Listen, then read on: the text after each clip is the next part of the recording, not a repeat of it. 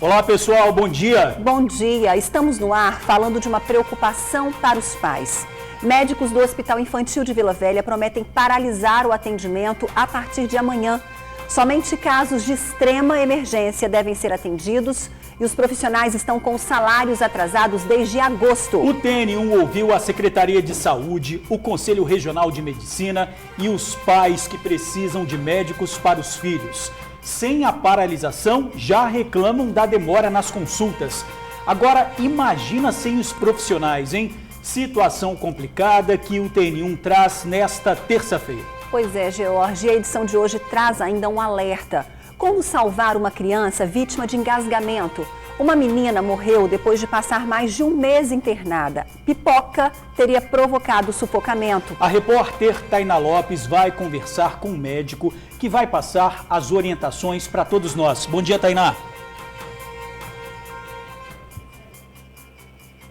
Bom dia, Georgia, você, Ingrid, e todos que nos acompanham aqui no Tribuna Notícias, primeira edição. Daqui a pouco eu vou conversar com um especialista para dar orientações aos nossos telespectadores de como se comportar numa situação como essa. O alimento ele foi parar no pulmão dessa criança que tinha apenas 1 ano e 9 meses. Ela estava com a babá e, segundo familiares, ela era acostumada a comer esse tipo de alimento. Primeiro ela passou mal, foi levada até o PA de Alto Laje, recebeu atendimento e foi liberada. Em seguida voltou para casa, continuou se sentindo mal, foi parar no Hospital Infantil de Vitória, onde ficou internada por 45 dias e não sobreviveu. Daqui a pouquinho a gente conversa com o médico pediatra para entender um pouco melhor desse risco. Essa é uma fase em que a criança costuma levar tudo até a boca, brinquedos, alimentos, e tudo pode se tornar um perigo. Então a gente vai entender e explicar aos pais e responsáveis como se comportar em situações como essa e também como evitar situações de risco. Eu volto com vocês. Tá joia, Tainá, até já, um alerta super importante, viu? Olha, noite violenta em Vila Velha, 4 pessoas foram assassinadas. Os assassinos agiram encapuzados e usavam colete à prova de balas. É com você, Bruna. Ingrid, George, bom dia para vocês, bom dia para todo mundo que nos acompanha. A madrugada e a noite foram violentas aí na região da Grande Terra Vermelha, em Vila Velha. A polícia registrou 4 homicídios na região da Grande Terra Vermelha. O primeiro deles aconteceu no bairro Ulisses Guimarães. Um jovem de 22 anos foi morto com 2 tiros na cabeça. Mais tarde, também na mesma noite, outros 3 jovens foram assassinados da mesma maneira no bairro Morada da Barra. Entre eles, um adolescente de 14 anos. Além desses crimes, a polícia também registrou uma tentativa de homicídio também no bairro Morada da Barra. Os crimes, segundo as testemunhas, aconteceram de maneira muito parecida. Os criminosos agiram em carros, estavam fortemente armados com armas de cano longo, com silenciador, utilizaram máscaras. Apesar disso, a Polícia Civil, que já está investigando esses assassinatos, não afirmou se há ligação entre os homicídios. Já eu volto ao vivo, então, para a gente dar mais detalhes desse caso. Nossa equipe conversou com a família de uma dessas vítimas e o depoimento é emocionante. Eu volto com vocês aí no estúdio. Até já, Bruna. Obrigada. Olha, agora a gente fala do caos no atendimento do Hospital Infantil de Vila Velha. Pais que não conseguem marcar consulta com especialistas para os filhos.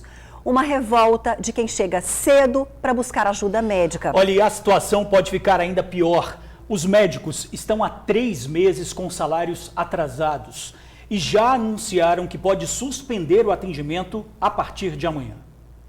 Mais uma vez, Ana Paula vai voltar para casa sem conseguir marcar a consulta do filho. Chegou às 5h20 da manhã, aguardou na fila para ouvir um não. O filho dela espera por uma consulta com a endocrinologista desde agosto. Ele está tomando uma injeção agora que chama Vitose, ela custa R$ 362. Eu estou comprando e não estou conseguindo marcar o retorno mais para ele. Ligo, não atende. Hoje eu vim pessoalmente, agora tem que esperar de novo, agendar, eles vão me ligar o dia. Sabe lá Deus agora quando de novo, né? Adriana tem um filho de 15 anos diabético que precisa de insulina diariamente. Para ter acesso ao medicamento gratuito, é necessário pegar o laudo com a médica. O remédio está acabando e não há previsão para levar o filho à consulta. Eles deram o papelzinho para a gente marcar. Só que quando chegou lá, eles não marcaram. Eles colocaram o nome da gente na lista, o número de telefone, o nome da doutora, para poder ligar, para poder confirmar. Perguntamos se ia ter, né, algum imprevisto, assim, ia ligar, né, para poder o dia da marcação da consulta, não tem previsão. Lívia Gabriela, de 7 anos, faz tratamento com ortopedista. Uma má formação na coluna afetou a perna direita da criança. A última vez que ela foi atendida, em julho. A gente vem cedo, madruga, aí vai, bota o nomezinho na lista da criança, aí pergunta, você tem previsão de quando que vai ser marcado? Não tenho. Eu falei, então, vem cá, a gente fica aqui para nada. Eu que não tenho com quem minha filha ficar, eu trago a criança. Se eu tiver que fazer alguma coisa na rua, levar ela a outro especialista, pediatra, eu vou marcar, vou perder, porque vocês não dão uma posição pra gente, nem de quando vai marcar e se vai marcar. Monique tem 2 filhos aguardando por especialistas. A questão é o seguinte, estou desde o dia 17/5, que foi a última consulta que eu tive. A doutora me deu esse pedaço de papel aqui que vocês estão vendo, com essa data, e lá no balcão foi dado o meu nome, o meu telefone, que eu iria receber um retorno do hospital para remarcar essas consultas. Até hoje eu não recebi esse retorno. Isso não é problema de gestão que está mudando ou deixando de mudar, é porque eles acham que a gente é besta mesmo, porque a gestão está mudando desde o mês 5. Não é novidade todas essas reclamações em relação ao Hospital Infantil de Vila Velha. Mas o que já não está bom pode ficar ainda pior a partir desta quarta-feira. Pelo menos 100 médicos prometem paralisar os atendimentos a partir de amanhã aqui no IMABA. Isso porque desde agosto os profissionais estão com salários atrasados. Somente casos de extrema emergência e pacientes que já estão internados aqui vão receber atendimento. Uma paralisação sem previsão para terminar. É o que afirma o Conselho Regional de Medicina. Nós conversamos sobre a forma como isso deveria ser feito através dos meios legais, e eles estão cumprindo essas normas. E nós consideramos que o motivo que vai levar a um movimento, se não houver uma solução prévia, é extremamente justo. Não é? Ninguém é obrigado a trabalhar de graça, entendeu? Passar 3 meses sem receber salário. É um desrespeito à própria função laboral que existe entre a obrigação de uma organização gestora e os servidores e os funcionários que prestam serviço. Desde 2017, o IMABA estava sendo administrado pelo Instituto de Gestão e Humanização. No dia 14 de outubro deste ano, a Secretaria Estadual de Saúde rompeu o contrato por motivo de irregularidades na gestão, prejuízo milionário no hospital onde não há sequer papel higiênico. O vídeo gravado por Débora, que está com a filha de 6 meses, internada há 10 dias, é a prova da dimensão do descaso. Os banheiros não têm papel. Esses dias, ontem, uma criança precisou ir tomar um sol. Não tinha isopito, a criança teve que ficar andando com soro vazio na mão, porque está um descaso. Tudo para eles é troca, está trocando a direção do hospital. Mas não é, porque esse descaso vem de tempo. Abandonado, tá feio o negócio. Põe feio nisso, né? A Secretaria Estadual de Saúde disse que um dos acordos firmados na rescisão com o Instituto de Gestão e Humanização foi o compromisso da manutenção de todos os serviços no período de transição. A Justiça estabeleceu multa diária de R$30 mil em caso de descumprimento. A CESA disse ainda que os transtornos causados estão sendo resolvidos. Em relação aos pacientes citados, as consultas já estão agendadas. O Giovanni para a próxima sexta-feira e a Lívia para o próximo dia 27. O perigo a caminho do colégio. Pais e alunos do bairro Nova Carapina, na Serra, reclamam dos riscos de atropelamento no trajeto para a escola. O trânsito na região é complicado. Existe até uma passarela, mas os moradores alegam que a localização não ajuda e a travessia continua sendo perigosa. Dona Maria morre de medo de atravessar a pista da BR-101. Ela mora no bairro Nova Carapina, na Serra, e os carros passam em alta velocidade. Ainda mais que ela tem um filho pequeno em idade escolar. A gente corre muito perigo com essas crianças. De manhã é uma turma, de tarde aos mais pequenos, que estudam na parte da tarde.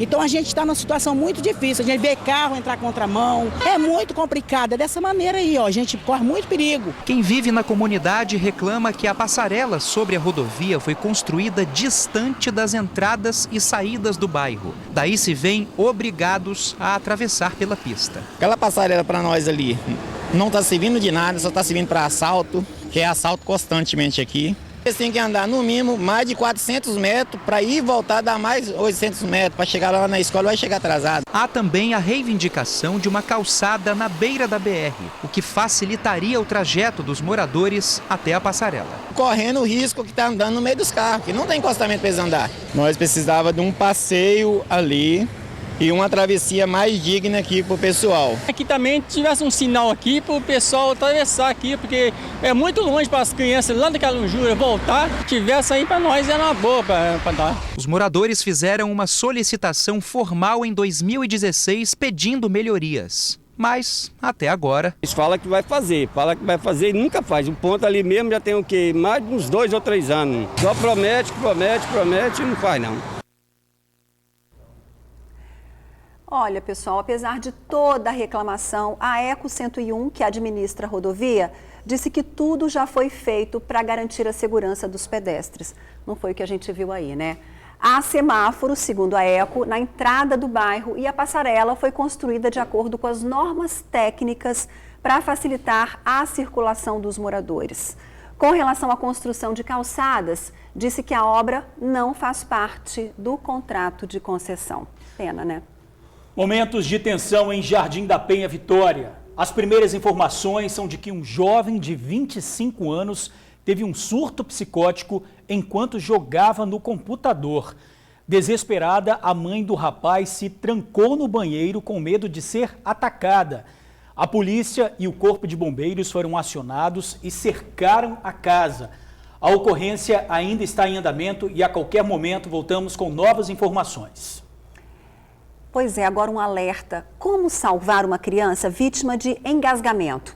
Uma menina de 1 aninho morreu depois de engasgar com milho de pipoca. Tainá Lopes conversa com um médico pediatra e traz todos os detalhes pra gente ao vivo. Tainá, voltamos com você.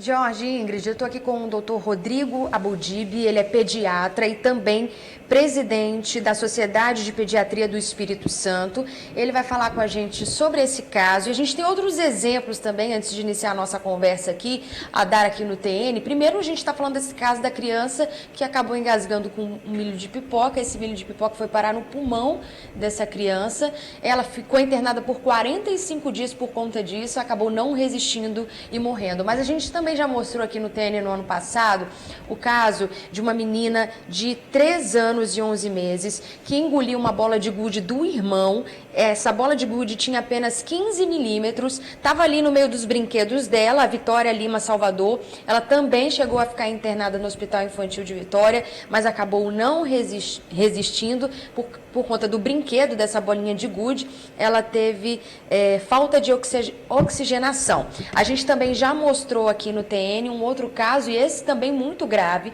de uma criança que acabou ficando com paralisia cerebral porque engasgou com um pedaço de maçã. Olha só que coisa simples. Ele também teve essa consequência por conta de um engasgamento e só em 2016, de acordo com os dados da ONG Crianças Mais Seguras, mais de 800 crianças morreram no Brasil por conta de engasgamento, de engasgar com algum tipo de coisa. Então, o doutor Rodrigo está aqui com a gente, pediatra experiente, para nos ajudar e auxiliar quem está em casa. Doutor, muito obrigada pela sua participação.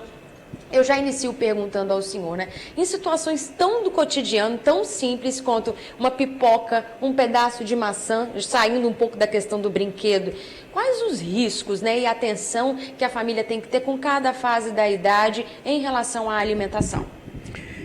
Na verdade, a gente tem que ter muita clareza sobre isso.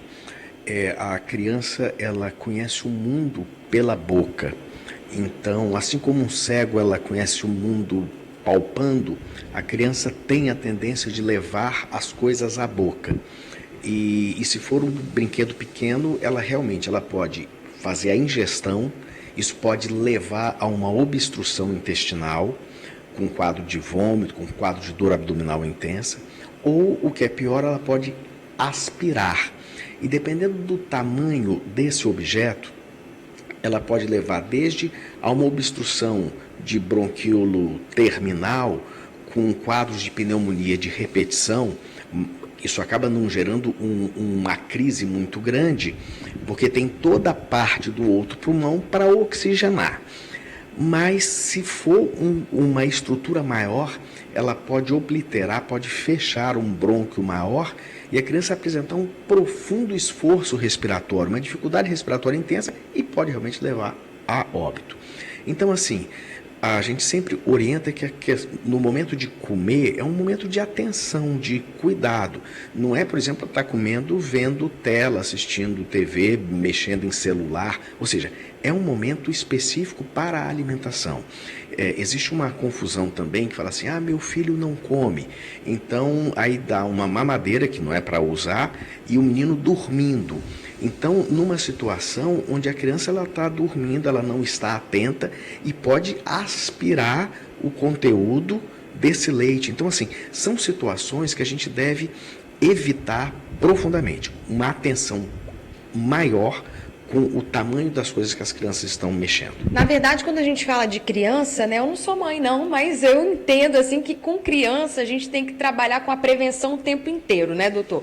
Então, por mais absurda que seja a ideia de que a criança, ela não vai pegar aquilo, não vai pegar aquilo outro, na verdade, dentro de casa, a prevenção é o melhor remédio. Quando a gente fala de prevenção, a gente foca principalmente na questão dos brinquedos. Aqui no TN a gente já deu por diversas vezes algumas matérias orientando, né, o pai, a mãe, o responsável sobre a questão de mini brinquedos, porque está muito na febre. As crianças adoram colecionar esses pequenos brinquedos. Normalmente são crianças mais velhas que já têm consciência de que não podem engolir aquele brinquedo, mas aí tem um irmãozinho que acaba fazendo isso.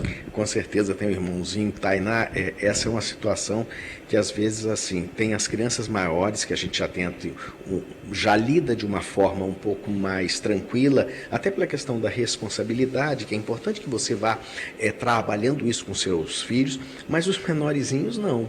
Então, assim, não só ingerir, aspirar, como às vezes colocam uma coisa no ouvido, colocam uma coisa no nariz. Então, assim, é muito importante que a gente tenha uma atenção redobrada de estar observando nos brinquedos que eventualmente compra a orientação do Inmetro para aquela faixa etária e realmente respeitar isso de forma bastante acentuada. Só para a gente finalizar, em caso ali de você perceber que seu filho está com algum desses sinais que o senhor disse inicialmente, corre com ele para o pronto atendimento, para o hospital, para o especialista, o que fazer nesse momento e por que, de fato, realmente investigar?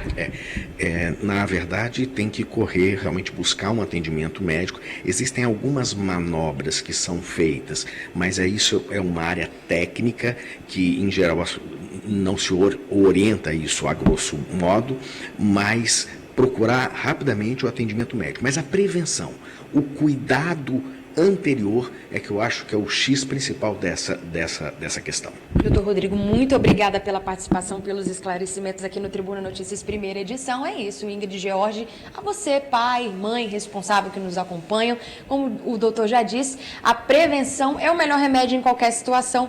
Nesse caso não seria diferente. A família dessa criança, a gente manda todo o nosso sentimento, o nosso abraço, e as outras famílias que passaram por isso também. A gente continua informando vocês sobre esse risco e alertando sobre a importância dessa prevenção. Eu volto com vocês aí no estúdio. Obrigada, Tainá. A gente agradece aí o doutor também. Quando a gente ouve um médico falando que a criança, de fato, conhece o mundo, os bebês, pela boca, é ficar atento realmente, né? A questão de alimentos, brinquedinhos pequenos e tudo mais. E na hora da alimentação, ficar de olho também, olhando, vigiando a criança comendo. Né? Sim. Pessoal, olha o terror em Jacaraípe, na Serra, nessa madrugada. Os bandidos atacaram. Pelo menos 9 estabelecimentos foram arrombados, todos na avenida principal do bairro, e em todos os criminosos usaram um pé de cabra para conseguir entrar. Hoje de manhã, o piso desta gráfica que fica em Jacaraípe, na Serra, amanheceu assim. Isso porque o local foi arrombado durante a madrugada. Os bandidos utilizaram um pé de cabra para quebrar a porta de aço. Levaram o dinheiro do caixa. Chegar a tirar até o piso. e as lojas do lado arrombadas, chegaram a serrar uma das lojinhas, estourando todas as lojas, mas por sorte e graças ao grande e poderoso Deus, né, nosso Deus, aqui só roubaram R$70. O bar do Marconi também foi arrombado esta madrugada. E detalhe, ele ainda nem foi inaugurado. A força para levantar a porta foi tanta que os criminosos retiraram até o concreto do chão. Estou para inaugurar na próxima sexta-feira agora e já chego aqui de manhã com essa surpresa, né? Porta arrombada, mais um prejuízo e nem comecei, né? Bem próximo dali, outro caso. Os criminosos invadiram esta loja de roupas, levaram dinheiro e quebraram até a câmera de vídeo monitoramento. Eles foram focados no dinheiro, parece até que já sabem onde que o dinheiro fica guardado, né? Foram direto na câmera também, né? Você vê que até a outra câmera ela ficou intacta ali, eles não viram assim, mas quebraram de frente, né? De costas não. Os comerciantes contabilizaram pelo menos 9 lojas arrombadas só esta madrugada em Jacaraípe. Todas ficam localizadas aqui na Avenida Abdo Saad. E os criminosos agiram de maneira parecida em todos os casos. Utilizaram um pé de cabra para arrombar as portas. De acordo com a polícia, 2 homens em uma moto foram invadindo as lojas. Essa imagem de vídeo monitoramento mostra um dos suspeitos chegando por volta das 3 da manhã. Poucos minutos depois, ele retorna, já correndo em fuga. Ele teria acabado de quebrar o vidro desta loja de brinquedos e, pela grade, levou algumas mercadorias. Os comerciantes se perguntam se o mesmo grupo teria agido durante a madrugada. Uma tristeza muito grande, né? Porque não é só o prejuízo que fica para o comerciante, né? do que foi levado, mas agora correr atrás de vidraceiro para executar o serviço. Certamente o vidro não fica pronto hoje, então é desagradável, né? E põe desagradável nisso, né? Tamanho prejuízo. A Polícia Militar diz o de sempre, que faz patrulhamento em toda a Grande Jacaraípe 24 horas por dia. A pergunta que fica é, imagina se não fizesse, hein? Disse que ações estratégicas também vêm sendo realizadas para diminuir a incidência de crimes. Já a Prefeitura garantiu que há câmeras no local e que as imagens são imediatamente repassadas às autoridades policiais. Ontem foi dia de missa em homenagem aos jovens que morreram num trágico acidente na semana passada na praia de Camburi, em Vitória. Pois é, um momento de dor e saudade para amigos e parentes. A polícia ainda investiga os motivos do acidente. A missa aconteceu na noite desta segunda-feira na Igreja Santa Rita, que fica na Praia do Canto, em Vitória. Cerca de 100 amigos marcaram presença e vestiram uma camisa. Nela estava estampada a foto dos amigos Mateus e Gustavo e uma homenagem à vibe maravilhosa dos dois. Os familiares pediram que a gente acompanhasse de fora a missa para poder não atrapalhar, respeitar esse momento deles, que ainda é de muita dor. A informação passada pela prima do Mateus é que alguns amigos que compareceram aqui à missa chegaram a fazer tatuagens no braço. Tudo para poder manter viva a memória do Mateus e também do Gustavo. O universitário Mateus Fardim, de 26, e o advogado Gustavo Fracaroli, de 27, morreram na madrugada do último dia 30, na Avenida Dante Michelini. Os amigos estavam nesse veículo preto que ficou destruído após a colisão. Segundo testemunhas, o motorista do automóvel perdeu a direção, colidiu com um poste e invadiu a pista contrária, batendo em um ônibus. Na sequência, rodou na pista, acertou outro automóvel e mais um poste. Mateus e Gustavo, que estavam nos bancos traseiros, foram arremessados e morreram na hora. Os outros 2 ocupantes do veículo, Augusto César Perim Filho, que dirigiu o automóvel, e Caio Perim Furlan, que estava no carona, sobreviveram e ficaram hospitalizados por algumas horas após o acidente. Eles não compareceram à missa. Uma outra homenagem, também uma missa, deve acontecer na noite desta terça-feira. Foi marcada pela avó de Gustavo Fracaroli. A missa de hoje será às 7h30 na Igreja São Camilo, na Mata da Praia, em Vitória. Sobre as investigações, a polícia disse que não há novidades sobre o caso. O óleo que se espalha pelo Nordeste do Brasil pode chegar na costa capixaba ainda esta semana, justamente no período de desova das tartarugas marinhas. Prefeituras já estão se preparando para combater a poluição. Funcionários estão sendo treinados para lidar com o problema. As instruções de como lidar com a chegada da mancha de óleo ao Espírito Santo foram passadas pelo IEMA e pelo IBAMA para representantes das secretarias de meio ambiente das prefeituras da Grande Vitória. A ideia é preparar os profissionais da área. Me alerta desde que foi noticiado no sábado que o óleo chegou em Caravelas. Caravela é o nosso ponto de gatilho. Então o nosso plano de ação já está acionado. As equipes já de concessão da barra já estão recebendo os equipamentos. Outros municípios também, São Mateus, já estão recebendo esse equipamento, já estão todas mobilizadas. A expectativa é de que a mancha chegue ao litoral norte capixaba ainda nesta semana, no município de Conceição da Barra. A preocupação dos órgãos competentes é não só pela limpeza das praias, mas também pela flora e pela fauna, já que estamos no mês de desova das tartarugas marinhas. Espera muito que o óleo chegue na maré alta, que é uma limpeza mais fácil, né? Que ele vai ficar concentrado mais na faixa superior da praia, para se tentar coletar o máximo possível para, né, a maré não levar de volta e levar para outro ponto. Então esse trabalho assim, é muito de prontidão. Tem algumas praias que é importante salientar, principalmente no nosso norte do estado, que tem difícil acesso, que a gente chama de pontos cegos. E isso coincidindo com uma vinda de tartarugas marinhas desovadas. Então assim, é um trabalho com muita cautela, mas assim, muito mobilizado e bem planejado. A situação também preocupa quem frequenta as praias do nosso litoral e principalmente quem vive da pesca. Há alguns dias estivemos na Vila dos Pescadores de Jacaraípe e por lá muitos já estavam apreensivos com a possível chegada da mancha. Nós vivemos disso aí, nós estamos preocupados com o nosso meio ambiente, que é da onde nós tiramos nosso sustento, e no mesmo tempo é um prejuízo que nós tomamos, principalmente as embarcações que vivem especificamente da pesca do camarão. As primeiras manchas de óleo apareceram no litoral da Paraíba há 2 meses e desde então 9 praias do Nordeste já foram atingidas. Técnicos de meio ambiente e voluntários trabalham fazendo a retirada do material tóxico. Essas pessoas, elas têm que ter plena ciência do que se trata isso, porque estão se lidando com material perigoso, então elas têm que estar ali certificando, fazendo alguns termos de compromisso, que vão usar o equipamento,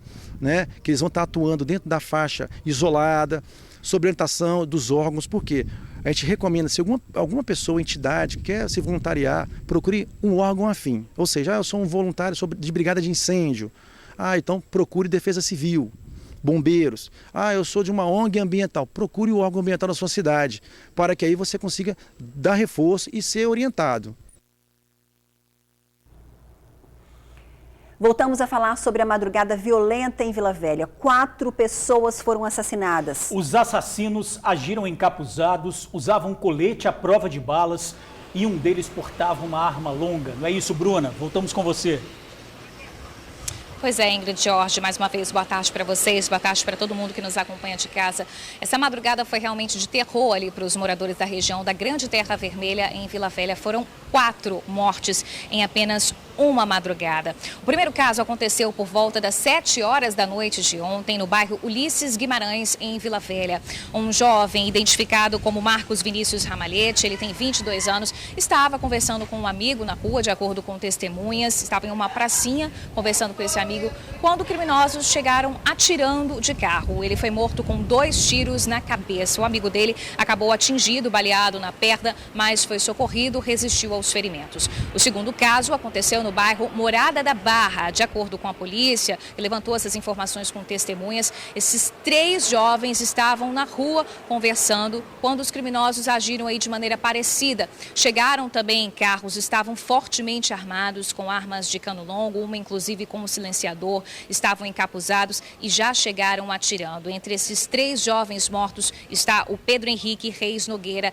Ele tem apenas 14 anos, acabou morrendo no local. Os outros 2 jovens chegaram a ser socorridos para hospitais particulares de Vila Velha, mas também não resistiram. E olha, gente, enquanto a polícia atendia essa ocorrência ali no bairro Morada da Barra, eles foram acionados para outra ocorrência que aconteceu ali praticamente ao mesmo tempo. Os policiais encontraram aí um homem que não foi identificado, ele tem 58 anos, foi atingido com um tiro na nuca. No momento ali ele não tinha condições de explicar para os policiais em que circunstâncias ele foi atingido por esse tiro, mas ele foi socorrido ali pelos militares para um hospital. Eu conversei agora com alguns policiais da Divisão de Homicídios e Proteção à Pessoa. Eles disseram que até o momento somente a família desse jovem de 14 anos, o Pedro Henrique Reis Nogueira, veio liberar o corpo dele. Talvez porque as vítimas foram aí para hospitais, esse trâmite da liberação acaba ficando mais demorado mesmo, né? Hoje pela manhã, a repórter Suzy Farias esteve nos bairros, conversou com familiares das vítimas e também com os moradores que relataram essa noite, essa madrugada de terror. Os bandidos chegaram aí na rua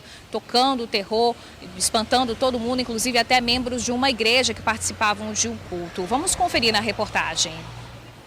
Eram 7h30 da noite quando o primeiro ataque aconteceu. Foi na praça do bairro Ulisses Guimarães, em Vila Velha. 7 pessoas estavam sentadas perto deste poste. Eram 4 adultos e 3 crianças, de idades de 3, 4 e 10 anos. De acordo com a informação de testemunhas, depois que as ruas foram fechadas, um homem armado, inclusive usando silenciador na arma, veio se esgueirando pelo muro e, ao ver Vinícius, que estava saindo ali daquele portão, começou a atirar.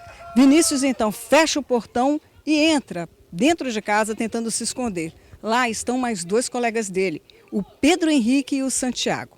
O homem entra atirando sem dar a mínima chance de defesa para nenhum deles. Foi desespero, né? Achando que era ele, né? Que ele saiu gritando, aí eu desci correndo para me ver, o rostinho dele tava todo pretinho de pólvora, né? Eu acho que é pólvora, o rostinho dele tava todo negócio dele, gritando muito. Tremendo, chorando muito, falando que morreu, morreu, morreu. Eu ficava assim só, desesperado.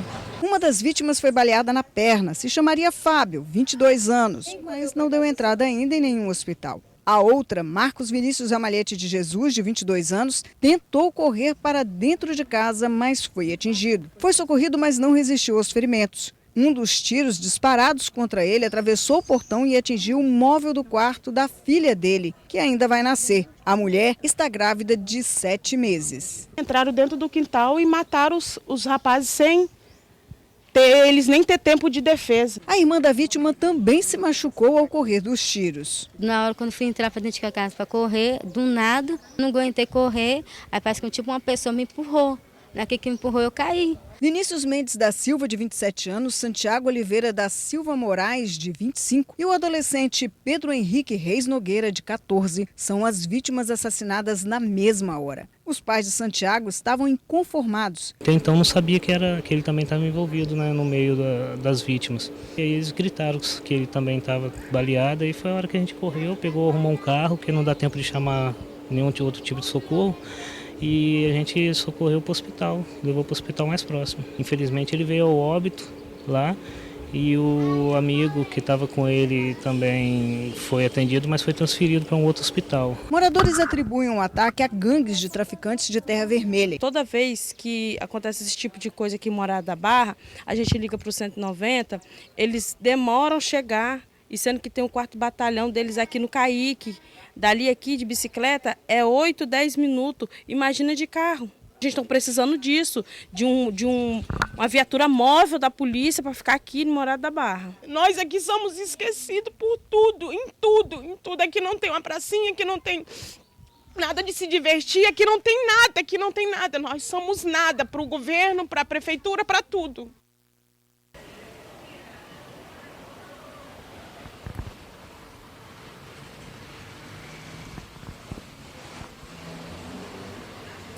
Pois é, gente, a gente fica imaginando aí o terror desses moradores, né, sobre esses casos. A Polícia Civil informou que eles já estão sendo investigados pela Divisão de Homicídios e Proteção à Pessoa de Vila Velha, que mais informações não vão ser passadas para justamente não atrapalhar as investigações. Até agora, nenhum suspeito foi detido. A polícia, inclusive, também por meio de nota informou que conta com a colaboração da população para fazer denúncias aí por meio do 181. Volto com vocês no estúdio, Ingrid George. Valeu, Bruna. Muito obrigada pela sua participação aí. Agora a gente muda completamente de assunto, né? Uma máquina na mão e o registro de várias ações sociais. O desafio de contar as próprias histórias, unindo trabalhos voluntários ao longo do ano. Esse foi o desafio de estudantes de 5 escolas da capital que participam de um projeto nacional. Tudo que foi registrado em 2019 virou exposição e quem conta é Felipe Chicarino. Abraçar. Manifestação de afeto que acalenta o corpo e massageia a alma. Um ato simples, mas que às vezes se torna tão raro em meio à correria doida e diária.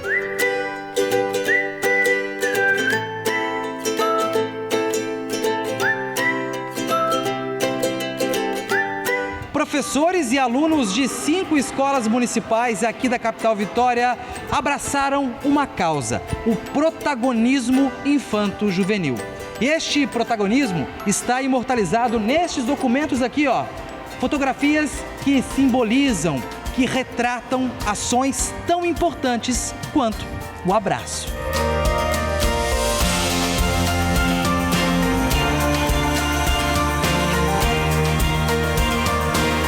As fotos fazem parte do projeto Trilhas da Cidadania, patrocinado pelo Facebook e desempenhado em escolas municipais de Vitória, Palmas e Salvador, por meio da ONG Parceiros Voluntários.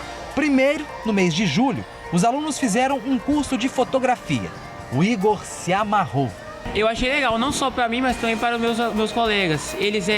Alguns têm vontade de exercer essa função de fotógrafo e foi bem importante, pelo menos aprender o básico na escola. Eu aprendi as técnicas, aprendi a interação, perdeu a vergonha, a timidez. Depois, colocaram em prática ações de cidadania para, claro, fotografá-las.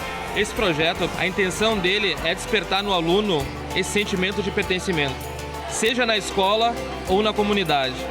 E aí a gente usou esse produto cultural, que é a exposição fotográfica, porque é o registro. Mas o cunho social desse projeto é trabalhar questões como pensamento crítico, ética, exercício da cidadania, que esses meninos saibam que mesmo na escola, na sua casa ou na comunidade, que a ação deles é transformadora e faz a diferença positivamente. A Escola Rita de Cássia, em Resistência, foi a primeira a receber a exposição fotográfica. Aqui foram trabalhadas diferentes ações, dentro e fora do colégio. A do abraço, que mostramos no início, e também sobre o enfrentamento ao bullying. Isso aqui foi uma encenação que a gente fez de teatro sobre o bullying. E nisso a gente fez uma briga e ninguém sabia o que ia acontecer. Aí todo mundo ficou surpreso com o acontecimento e todo mundo ficou surpreso com isso. Aí logo depois a gente foi passando em sala, explicando tudo o que tinha acontecido. Teve ação que foi além dos muros e dos portões da escola, como explica a professora Gabriela, responsável pelo projeto no bairro Resistência. Montamos um varal solidário, um varal no pátio da escola mesmo. A comunidade começou a trazer muitas roupas, participar do projeto, ver realmente o projeto assim, de forma bem concreta. E nós marcamos o dia D da troca solidária. Foi no recreio, num dia de reunião de pais, porque é o nosso dia coletivo. E os pais participaram também dessa troca solidária. E foi, assim, de uma repercussão muito positiva no bairro. Além disso, houve atividades diferentes em outras escolas, como a ação de sustentabilidade na praia e a visita à PAI, para provocar o sentimento de inclusão. Independente da ação, o verdadeiro propósito é de que ela fosse transformadora. O ambiente escolar precisa ir além das regras, fórmulas e metodologias. E se a ideia de fotografar e agir era de transformar... Isso foi uma experiência, eu acho que para todo mundo que estava participando do projeto. E isso me fez enxergar que a gente não pode apontar os defeitos dos outros. E que a gente deve sempre ter empatia e se colocar no lugar do próximo que passa pela situação.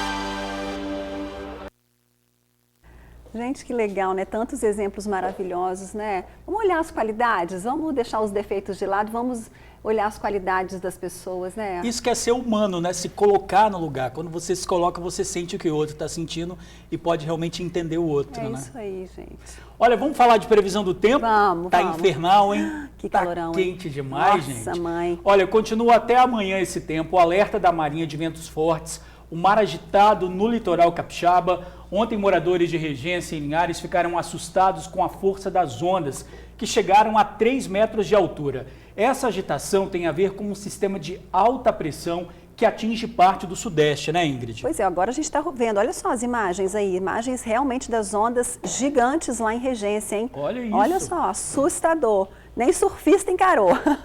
Olha, e esse calorão, como disse o George, hein? Olha, pessoal, continua, viu? Nada de chuva e as temperaturas podem chegar a 41 graus em cidades do sul do estado. Já imaginou? 41 graus? Cachoeira é uma delas, Já hein? imaginou? Pois é, e na Grande Vitória a máxima é de 37 graus. Por isso, não esqueça filtro solar e haja hidratação. Mas também depois daquele tempo frio, né, tem que fazer calor mesmo. Já é verão? Já é verão. Já é verão. Vamos aguentar. E já o TN1 sobe a escadaria de Vila Palestina em Cariacica.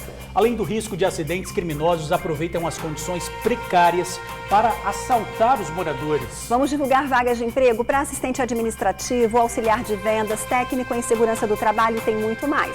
Uma imagem linda! Mamãe Jubarte nada calmamente ao lado do filhote. São as baleias dando um espetáculo no mar capixaba. Bonito, hein, Ingrid? Lindo. A gente já volta. Agora vamos dar voz aos moradores de Vila Palestina, em Cariacica. Uma escadaria tem sido motivo de muita preocupação. Além do constante risco das pessoas se machucarem, há muito mato, não tem iluminação pública e os criminosos vêm se aproveitando da situação. A comunidade implora por uma situação urgente. O acesso é importante. Um atalho, na verdade, que facilita não só a vida de quem mora perto, mas também de quem estuda na escola que fica no bairro Vila Palestina, em Cariacica. A escadaria foi se deteriorando, mesmo sendo tão utilizada. Uns 2 anos já estão pedindo para consertar ela aí, que está com risco de machucar alguma criança que vem da escola, né? Hoje a escadaria está assim, sem corrimão na maior parte. As pilastras estão com ferragens à amostra e há pedaços em que faltam até o tijolo. Eu evito de descer ali, eu nunca desci. Esse dia que eu vim do serviço, passei por ali, eu vi o perigo que também estava ali. O mato toma conta de toda a extensão. Subir a escada à noite? Só em dia de culto. É que a iluminação fica por conta dos refletores colocados pela igreja, para dar mais segurança aos membros. E aí quebra o galho de quem sobe. Olha só, pessoal, descer essas escadas aqui sem proteção dá uma insegurança muito grande. Até porque os degraus são pequenos, a escada é alta. E os moradores me contaram que uma senhora essa semana passada, voltando da igreja, caiu aqui. A sorte dela, segundo os moradores, é que ela caiu no meio da escada. Porque se ela tivesse caído, já que não tem proteção aqui, teria rolado nesse morro e iria parar lá no asfalto. Eu caí uma queda aí nessa escada. Só Deus me guardou, não gosto nem de lembrar disso. Eu fui, é muito curto, o batente um do outro, aí quando eu fui passando, eu passei direto um. Aí eu saí assim, correndo assim, me geniteando, aí eu tremendo toda, chorando e agradecendo a Deus que não aconteceu nada comigo. E para piorar, na semana passada esse carro bateu no final da rua, bem no início da escadaria. E por pouco o carro não despencou. A Giovana conta que levou um susto quando foi sair de casa. Não sei o que aconteceu, se ele perdeu o controle, estava desnorteado, entendeu? Você achou que a rua continuava? Inclusive eu não vi, né? A gente só viu a movimentação, meus cachorros ficaram muito nervosos. Aí de manhã, quando eu abri o portão, que eu fui ver. A fita zebrada, os moradores suspeitam, tenha sido colocada pela Defesa Civil, interditando a escadaria. Mas não há nada no local que comprove isso. E olha, segundo os moradores, a prefeitura conhece bem o problema, viu? O prefeito mora a poucos metros do local. O prefeito de Cariacica mora aqui a 200 metros dessa escadaria. Porque primeiro esse local que ele precisa de uma interdição da Defesa Civil, né? Então eu fiz a solicitação da interdição junto à Defesa Civil, a solicitação da reforma da escadaria e a terceira, a iluminação, que não tem iluminação alguma. Aqui durante a noite isso aqui é muito escuro mesmo. Eu sei que eles já vieram aqui devido à ligação que eu fiz na quinta-feira de tarde e olharam a escada. Eu sei que eles vieram aqui na escada e olharam, né? E vimos essas fitas aqui que eu não sei se foi a Defesa Civil. E tanto mato assim está facilitando a ação de ladrões. Olha o flagrante aí, feito há alguns dias. Foi na igreja, 6 horas da manhã.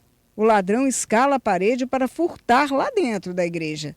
Saiu de lá levando alguns objetos. E assim, sem segurança na rua, sem segurança no acesso, os moradores seguem pedindo socorro, que a prefeitura olhem para eles. O prefeito mora aqui perto, não se preocupa. Tem vereador também daqui, vizinho nosso, que se candidatou e saiu, não se preocupa, a população está até sem expectativa, sem referência, né? E sem acreditar também, né? Tudo desacreditado. Todos estamos vendo ali que a situação está muito difícil. Imagina à noite, na escuridão, uma pessoa ali pisar em falso, qualquer coisa, e acontecer um acidente grave ali. Puxa vida, prefeitura, vamos olhar com carinho para essa comunidade, né? Não dá para viver dessa forma. A Defesa Civil foi ao local e interditou a escadaria.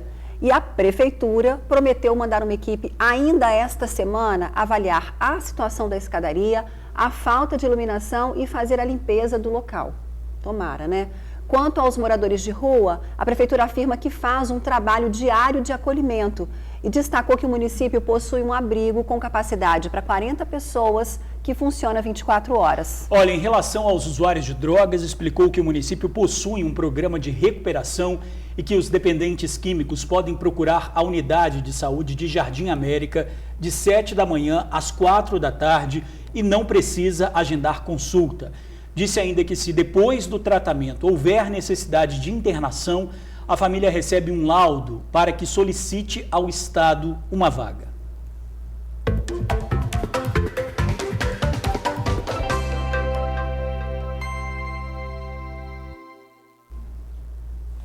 Terça com empregos, bom, né? Veja as vagas aqui na telinha. São chances para comprador, analista de pesquisa, assistente administrativo, auxiliar de vendas, coordenador pedagógico, vendedor de veículos, técnico em segurança do trabalho, supervisor financeiro e assistente de departamento pessoal. Cadastro no site selecta-es.com.br. Atenção para esse belo flagrante refrescante feito pelo projeto Amigos da Jubarte. A baleia e seu filhote passeiam lado a lado pela costa capixaba. É um recém-nascido flagrado por um drone do projeto. Veja aí a diferença de tamanho, de cores. Nessa fase, o filhote está aprendendo a subir à superfície para respirar. Fica assim de 6 a 10 meses até ser independente e seguir seu caminho sozinho. Até esse mês, as baleias procuram essa região de águas mais quentes para acasalar e dar à luz. Um belíssimo espetáculo, hein, Ingrid? Fala sério, a natureza é muito perfeita, né? Coisa linda, gente. Imagina nesse clima quente, tá no mar desse. Um mergulho maravilhoso. Tudo que a gente precisa, né? Revigorante. Hoje é terça-feira, 5 de novembro. Vamos conferir juntos o que é destaque no Jornal A Tribuna.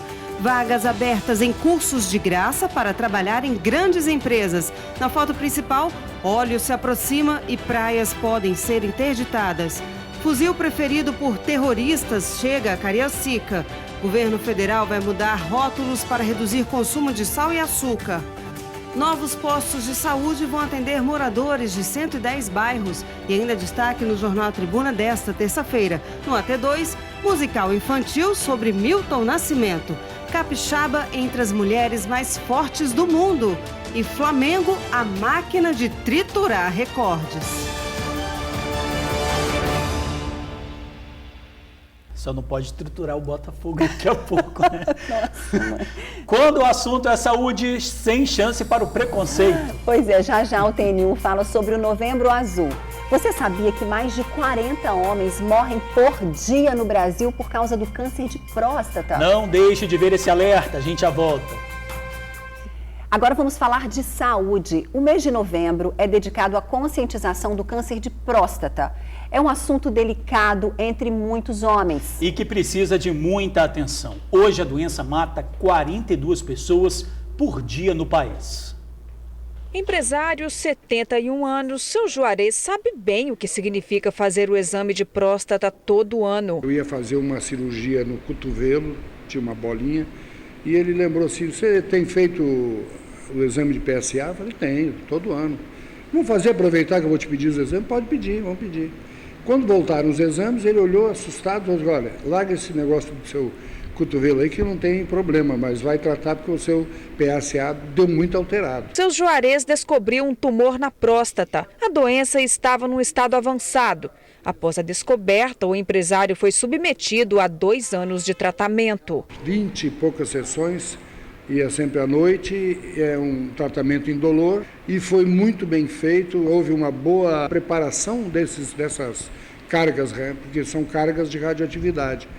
e não houve nenhuma sequela. Depois desse tratamento veio um tratamento de hormonioterapia. O levantamento do Ministério da Saúde aponta que o câncer de próstata é o segundo mais comum entre os homens no país e a estimativa do INCA é que mais de 60 mil novos casos sejam diagnosticados até o final deste ano. No Espírito Santo, quase 1.500 pacientes foram internados com a doença. 551 mortes foram registradas. Infelizmente, nós temos 42 mortes por dia no Brasil devido ao câncer de próstata. Os homens, apesar de ter muito preconceito, deve ser feito o exame de próstata anual. O especialista alerta ainda que a campanha Novembro Azul chama a atenção para o cuidado em relação a outras doenças e a frequência na realização dos exames de rotina. O Novembro Azul ele vem para estimular os homens a virem aos consultórios, aos ambulatórios, para que seja feito o exame de próstata. Todos os homens acima de 50 anos devem ser submetidos ao exame de PSA e o exame de toque retal. E aqueles pacientes em que tem algum parente de primeiro grau, tio, irmão, pai, ou que sejam negros ou obesomórbidos, esses pacientes devem começar a partir dos 45 anos. Após vencer o câncer, seu Juarez é só otimismo. Vestido a caráter do Novembro Azul, ele dá o recado. Não existe preconceito tão exagerado e as pessoas têm que entender, é um tratamento como qualquer outro. É isso aí, seu Juarez, muita saúde para o senhor, viu? Para fazer o exame, basta procurar o posto de saúde mais perto da sua casinha ou o seu médico. E a gente fica por aqui agradecendo o seu carinho, sua audiência. Uma ótima tarde para você e amanhã estaremos aqui te esperando. Obrigado por assistir ao jornal, pela companhia de sempre. E agora você vai ficar com ele, Theo Miranda, no Vida Geral, porque hoje a gente vai fazer uma dobradinha, não é isso, Theo? É isso aí, boa tarde para você, Jorge, boa tarde para você, Ingrid. Hoje, quer dizer, depois da estreia, hoje a gente continua com essa animação, com essa alegria.